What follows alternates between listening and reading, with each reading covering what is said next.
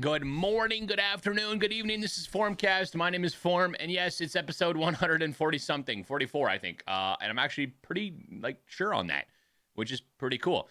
That being said, hello. I hope you've been having a good month of October. It is the 28th of October today. It's a Tuesday. I know I'm recording on a Tuesday. Well, we went live yesterday on a Monday because we took Saturday off, and I always feel bad taking days off, and I always feel like I have to retake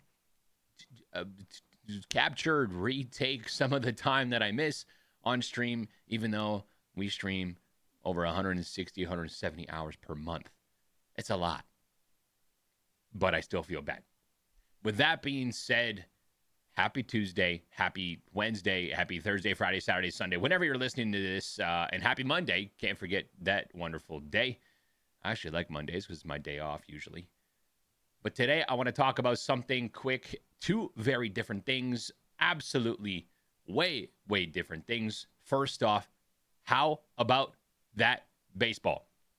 I was going to say, how about them Blue Jays, but the Blue Jays did not win last night. If you watched the Game 3 of the World Series, if you're a Blue Jays fan, a Royals fan, a baseball fan, 18 innings they played last night. I actually went to bed with my AirPods on and the radio station playing in my ears to listen to the game. I fell asleep somewhere between the 12th and the 14th inning.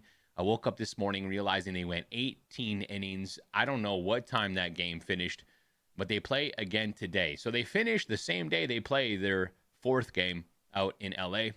I'm hoping the Blue Jays can bring one home, but they lost 6-5 after 18 innings yesterday. Absolutely ridiculous. But it brings up the fact that sports are this massive way of bringing people together. Down in Toronto last night, they're not even playing there, but I think they sold about 20,000 tickets for people to go to Rogers Stadium and watch on the jumbo screens there the game that was happening in LA to support the Blue Jays and support their team, but also just bring people together. Who doesn't want to have a good party, right? While watching sports, it's absolutely an awesome time. With that being said, it's just brought my attention to the fact that in the streaming world, in the gaming world, I find it difficult to find people who are massively into streaming, but also really into sports. I don't know why. I know there's people who stream as a hobby and they like their sports and all that kind of stuff, and they'll go watch games and all this and all that. But when you do this full time, you realize how much time is actually devoted to streaming and to editing and to planning things and getting new games and working your stuff and doing all this offline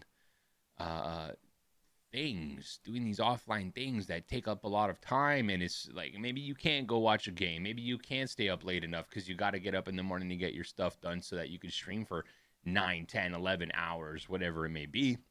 And it just brought the attention to the fact that something like sports is so important to have in your life, in my personal opinion. Of course, you could disagree with me all you want, but I truly do believe something needs to be had in life and just something to look forward to. Like, for example, today, I'm asking my mom and dad, hey, do you guys want to watch a couple innings of the game? It starts at 8 p.m. my time. It's late for them. I'm probably able to stay up all night to watch the game. Not 18 innings, though, that's for sure. But it brings people together, and I absolutely love that. And it gets people out of their rooms, out of their offices, out of their homes. It brings people to this socialization thing, and it's not for everybody, but my God, is it ever fun. And yes, of course, my sport, it's not baseball, it's hockey. If you know me, you know this. But isn't it fun to have baseball at the end of October, especially as a Canadian, since Toronto is the only Canadian team in the Major League of Baseball. All right, switching it up a gear. Go Jays, by the way. Switching it up a gear quickly. Today is a massive day in the gaming industry for first-person shooters and battle royale lovers across the board. I can't comment on this podcast how it's going to be because I don't know yet. But Battlefield 6, October 28th, in approximately 1 hour, will be dropping their first season, including Battlefield RedSec, which is the free-to-play battle royale, first ever time on Battlefield. Not sure what to expect. I have heard nothing There hasn't been any type of information that's been shared as to what they plan on doing. There's been a few videos here and there, but this is absolutely massive for the first-person shooter and battle royale lovers out there, because right now you have Warzone, you got Apex, you got Fortnite. None of them are comparable to each other. I don't think Battlefield is comparable to any of them either, even Call of Duty.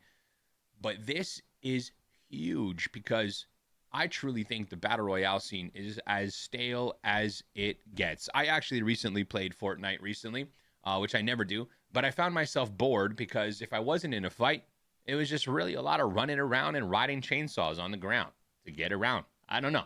It's different. It's weird. But the BR for Call of Duty, for Warzone, has been so stale for so long, and nothing is coming for that until the spring. Kind of crazy.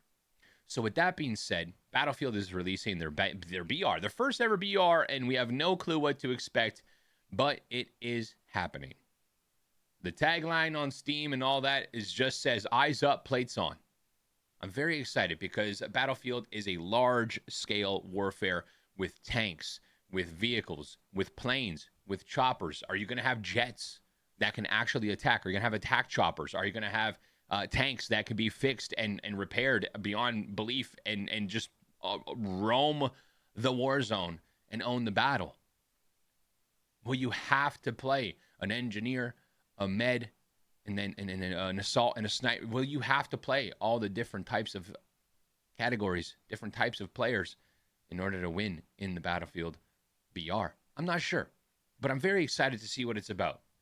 Now, I've been stuck on Marvel Rivals. Valorant has made its way back into my rotation, which I absolutely love. I still play a lot of American Truck Simulator.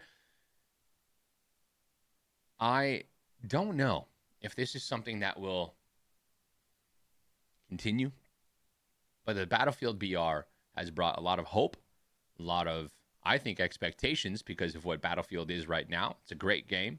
It plays nicely. There's some new maps coming as well with the first season of Battlefield 6.